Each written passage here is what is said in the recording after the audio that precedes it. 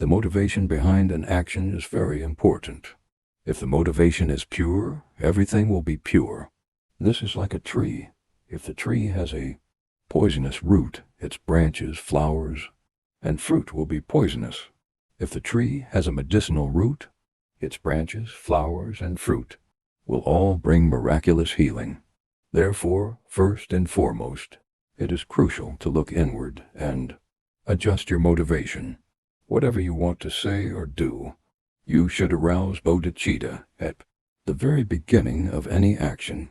In fact, the merit of simply generating an altruistic mind can far exceed that of offering to all the Buddhas. As Shantideva says, the simple thought to be of help to others exceeds in worth the worship of the Buddhas.